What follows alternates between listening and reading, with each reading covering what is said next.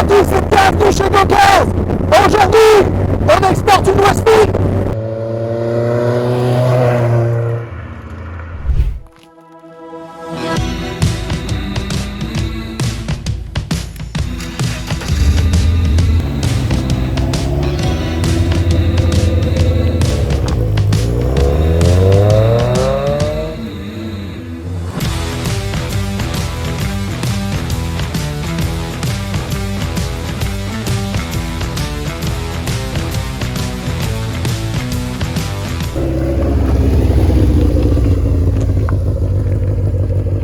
Allez, du coup c'est parti pour la présentation.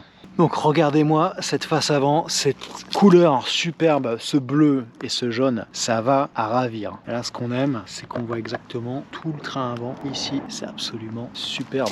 On est sur des pneus Toyo, c'est des R888, donc c'est des semi-slick. Ce sont des pneus qui sont faits et pour faire des track days et pour la route.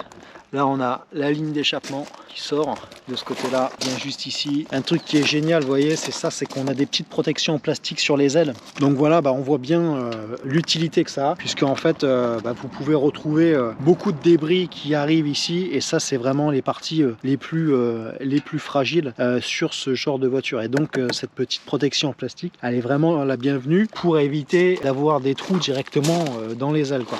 Donc là c'est superbe, avec cette petite bande jaune qui revient ici, l'arrière, les feux un peu old school et cette allure globale, génial. Là on a un petit rappel de la bande jaune extérieure, mais c'est aussi la même bande jaune, ça c'est du cuir, que la surpiqûre en cuir que vous avez ici et ici. Et vous avez également, vous retrouvez du cuir jaune. Donc regardez-moi l'intérieur, absolument super. Donc là on grimpe dedans et regardez la place qu'on a. Donc c'est vraiment limite, quoi. Le super petit volant, regardez le volant comparé à la taille de ma main. Donc j'ai pas des paluches de géant, j'ai des mains de taille standard. En fait je peux prendre tout le volant à une main. Là allez, on vous présente les petits manos.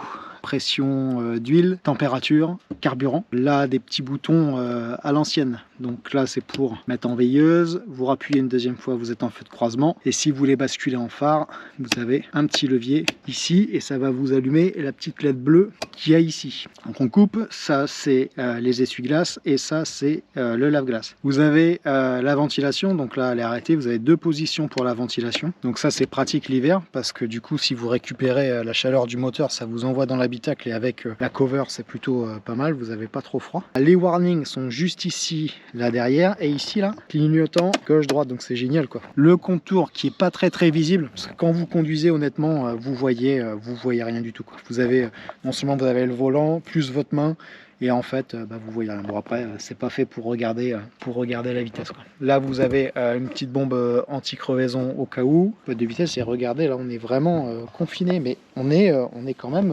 confortable. Et on a des harnais de chaque côté pour les ceintures et le petit top là-haut. Voilà, ceux qui se demandent combien coûte une Westfield à l'importation. Donc il faut savoir que les Westfield, elles sont pas super chères. Vous pouvez en trouver à partir de 5500 livres. Celle-ci, on l'a payée exactement 8500 livres, donc presque 10 000 euros. À cela, c'est un véhicule qui n'est pas collection, donc vous ajoutez les 32% de taxes à l'import et notre pack de service. Notre pack de service, il était un petit peu plus élevé que d'habitude puisque cette voiture, on a été la chercher en Irlande du Nord. Alors, ceux qui aimeraient en importer une, ce qu'il faut savoir, c'est que cette voiture n'a pas de conformité. Elle n'a qu'une conformité partielle. Donc en fait, vous serez soumis à une RTI si vous voulez la rouler sur route ouverte en France. Ou alors l'idéal, c'est d'attendre qu'elle ait 30 ans pour pouvoir la passer en collection et donc se passer de la conformité du véhicule. En attendant, donc, soit vous faites une RTI, soit vous la conservez pour un projet piste.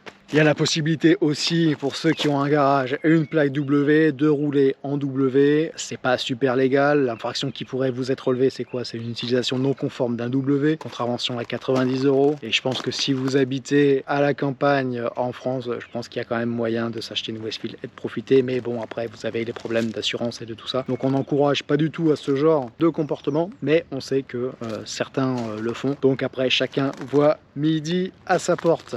Donc le moteur, c'est un Ford ZX SV qui développe 190 chevaux.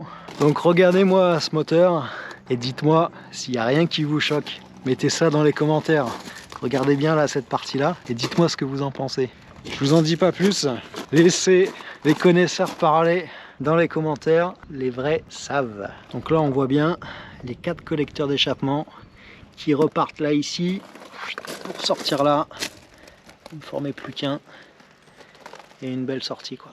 Et ici, là derrière, en fait, ça s'ouvre.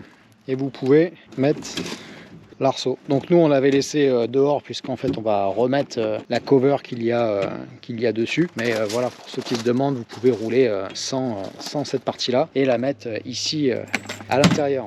Vous avez également un petit coupe-circuit ici, pour quand votre voiture roule pas. Donc hop, hop, plutôt peinard, ça c'est bien. Et en fait, je vais vous ouvrir le capot. Au niveau des pédales, voilà ce que ça donne. Donc on est vraiment idéal pour faire du talon pointe. Et vous mettez les clés ici, et il n'y a pas trop de visibilité, donc c'est faut prendre l'habitude. C'est un petit peu la galère pour mettre les clés. Et sinon, en dehors de ça, que du plaisir cette voiture. Et croyez-moi, c'est le genre de voiture idéal pour aller au pub.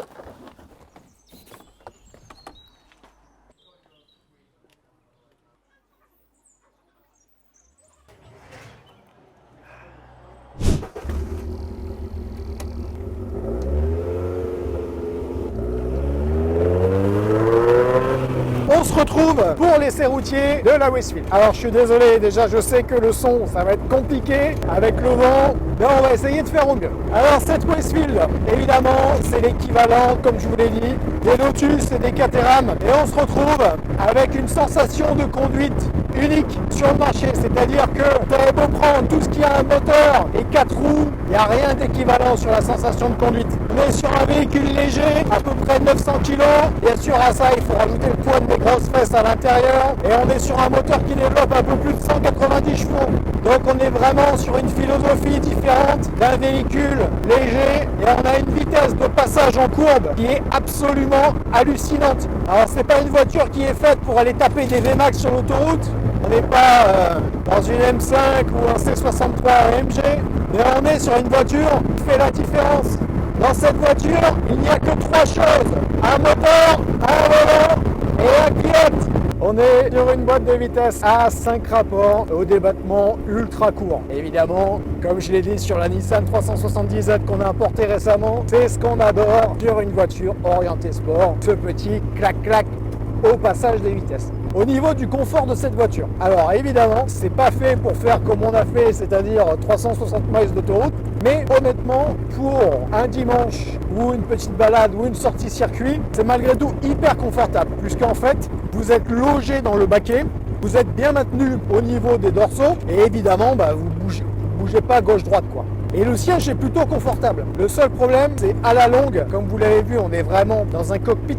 À la longue, la jambe gauche, si vous faites des longs trajets ou de l'autoroute, comme on a fait, c'est qu'au bout d'un moment, la jambe gauche, vous savez plus où la foutre, quoi. Et après, je vous passe les fourmilles et tout ça. Donc bon, c'est vrai que c'est une voiture auquel il faut faire des pauses régulières. Le volant, le mini volant, comme vous avez vu, la taille du volant comparée à ma main, c'est absolument extra à la conduite. Gardez les 2 mains sur le volant et vous avez un plaisir de conduite qui est absolument incroyable, quoi. Et là, vous êtes vraiment comme on doit utiliser une Westfield, une Caterham ou une Lotus Super 7.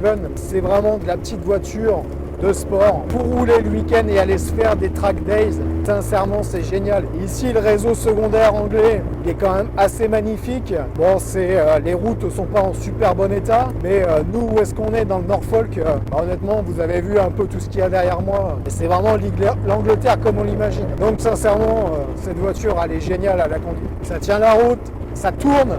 Le bruit est super sympa et les sensations, quoi. Je sais, je le répète, mais voilà, là vous êtes la tronche dehors, prenez le vent, l'odeur de bouse de vache, la totale, quoi. Et là, ça vous réconcilie avec l'automobile. Moi, je pense que si vous avez un ami un peu trop écolo sur les bords, foutez-lui son cul dans une Westfield, allez l'emmener à la campagne et vous allez voir que demain il troquera sa Tesla pour ce genre de bagnole, quoi. Putain, c'est génial. Voilà, on vous remercie, on a fait quelques images, on n'en dit pas plus sur cette Westfield. Nous, on a été conquis. On vous remercie de nous suivre, merci d'écraser la barre des likes et de partager, de vous abonner à notre chaîne YouTube. On vous dit à très bientôt pour un prochain export. Il y a plusieurs véhicules qui arrivent, dont une superbe Subaru, une BMW M3 E93, peut-être une Porsche 986, enfin bon bref, il y a plusieurs dossiers en cours en ce moment et on verra laquelle sera en vidéo pour la prochaine fois. On vous remercie, à très bientôt.